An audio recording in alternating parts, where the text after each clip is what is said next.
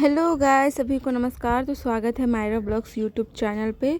तो मुझे कमेंट आ रहा था कि मैं आधुनिक काल विभाजन का वीडियो डालूं, तो मैं वो टॉपिक लेके आ चुकी हूँ। तो चलिए बिल्कुल सरल भाषा में समझेंगे शॉर्टकट में, आखिर आधुनिक काल का विभाजन में क्या क्या विवाद रहा, कैसे क्या रहा है। तो चलिए, आधुनिक काल का विभाजन। वैसे तो आधुनिक काल आरंभ संवत 1900 सन 1843 से माना जाता है। क्या बोला जा रहा है कि आधुनिक काल का अगर आरंभ माना जाए कि आधुनिक काल कब से शुरुआत हुआ, अगर इसका डेट देखा जाए तो संवत में 1900 माना जाता है। मतलब 1900 से अब तक जो चला आ रहा है वो आधुनिक काल है। और ईस्वी में अगर देखा जाए सन में तो 1843 में, ठीक है। संवत याद रखिएगा 1900 और सन में 1843 से ही इसको माना जाता है। लेकिन आरंभिक 25 वर्ष की कविता को संक्रांति युग की कविता कहा जा सकता है, क्योंकि इसमें रीतिकालीन, श्रृंगारिक तथा भारतेंदुकालीन प्रवृत्तियों का समन्वय सा दिखाई पड़ता है।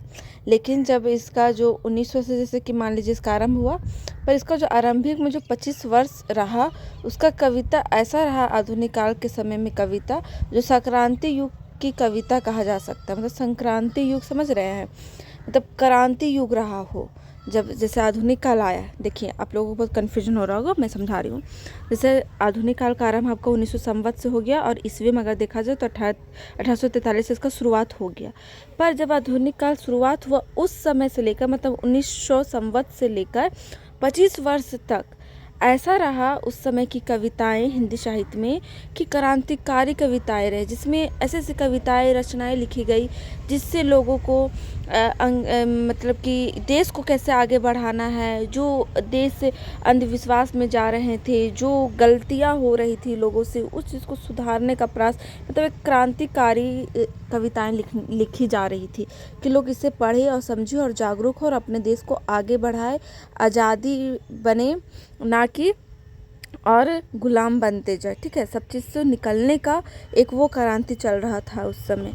फिर इसके आगे है आपकी बेहतर जानकारी के लिए बता दें कि इस युग में हिंदी पद के साथ साथ गद्य का विकास हुआ।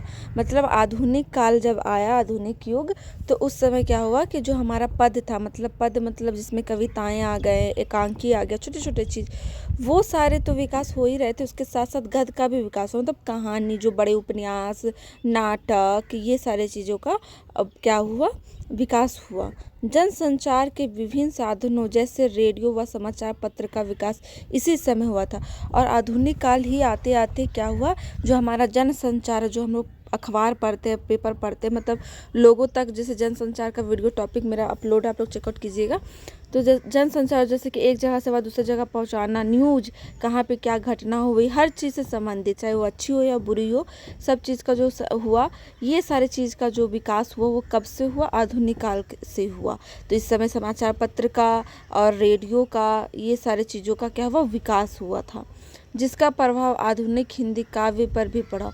और इसका प्रभाव कहाँ पे भी पड़ा, आधुनिक हिंदी काव्य पे। जो हमारा आधुनिक काल में जो हिंदी कविताएं, रचनाएं जो लिखे जा रहे थे, वो सारी चीज़ों पे इसका प्रभाव पड़ा। फिर है आधुनिक काल का हिंदी पद साहित्य पिछली सदी में विकास के अनेक पड़ावों से गुजरा। मतलब जो आधुनिक काल का जो हिंदी पद है, ठीक है, जब वो आधुनिक काल समय तक नहीं आया था, उससे पहले जो काल चल रहा था, उस समय जो है वो बहुत सारे अनेक पड़ावों से क्या हुआ था, गुजरा था। उसमें विकास नहीं हो पा रहे थे, बहुत तरह के रुकावटें आ रहे थे।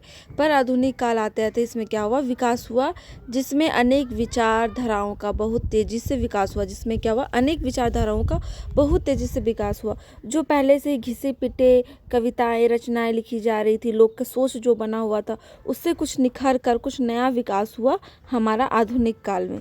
फिर है जहाँ काव्य में इसे छायावादी युग, प्रगतिवादी युग, प्रयोगवादी युग, नई कविता युग और सठोत्तरी कविता, इन नामों से जाना गया। और इसी आधुनिक काल में ही आप लोग पढ़ते हैं, हम लोग पढ़ते हैं, प्रगतिवाद पढ़ते हैं, जिसमें प्रगति किया, प्रयोगवाद भी, जिसमें नए नए चीज़ों का प्रयोग हुआ और नई, मतलब कुछ नया नया कविता देखने को मिला। तो ये सारे नाम से भी ये सारे कविता को हमें जानते हैं, ठीक है। फिर है क्षयवाद से पहले के पद को भारतेंदु हरिश्चंद्र युग और महावीर प्रसाद द्विवेदी युग के 2 और युगों में बांटा गया। और जो क्षयवद से पहले जो पद थे उसे भारतेंदु हरिश्चंद्र युग एक अलग बताया गया कि भारतेंदु हरिश्चंद्र युग की कविताएं, फिर महाप्रसाद द्विवेदी युग के, और उनके में 2 युगों को और बांटा गया जो हम लोग अभी देखेंगे। तो अब इसमें हम देखेंगे भारतेंदु हरिश्चंद्र युग की कविता, ठीक है, जिसका काल माना गया 1850 से 1900, ठीक है। इस काल के प्रमुख कवि भारतेंदु हरिश्चंद्र, प्रताप नारायण मिश्र, बद्रीनाथ चौधरी, प्रेमघन, राधा शरण गोस्वामी और अंबिका दत्त व्यास है। जो भारतेंदु हरिश्चंद्र युग है, भारतेंदु युग, उस समय के कुछ ये प्रमुख कवि है। फिर है पंडित महावीर प्रसाद द्विवेदी, जिसका युग में हम लोग देखेंगे। इस काल के प्रमुख कवि अयोध्या सिंह उपाध्याय, हरियोध जिसको शॉर्टकट में बोलते हैं, रामचरित उपाध्याय, जगन्नाथ दास रत्नाकर, गया प्रसाद शुक्ल, स्नेही, श्रीधर पाठक, नाम नरेश त्रिपाठी, मैथिली शरण गुप्त, लोचन प्रसाद पांडे और सिया राम शरण गुप्त। फिर है क्षयवद युग की कविता। इस काल के प्रमुख कवि जो थे वो जयशंकर प्रसाद, निराला, सुवितानंदन पंत और महादेवी वर्मा थी। तो ये था हमारा आधुनिक काल का काल विभाजन। आई होप आप लोगों को समझ में आया होगा। अगर कुछ समझ में नहीं आया कमेंट सेक्शन में ज़रूर पूछिएगा, तो मैं वहाँ हो सके तो क्लियर कर दूँगी, या लाइव आके मैं क्लियर कर दूँगी। तो कैसा लगा आज का ये टॉपिक जरूर कमेंट सेक्शन में बताइए। मेरे चैनल पर नए तो सब्सक्राइब करके जरूर जाइए, और नेक्स्ट किस टॉपिक पर वीडियो चाहिए वो भी कमेंट सेक्शन में जरूर बताइएगा। तो चलिए फिर मिलते हैं नेक्स्ट टॉपिक के साथ, तब तक के लिए बाय बाय। एंड एग्जाम है आपका, तो बेस्ट ऑफ लक।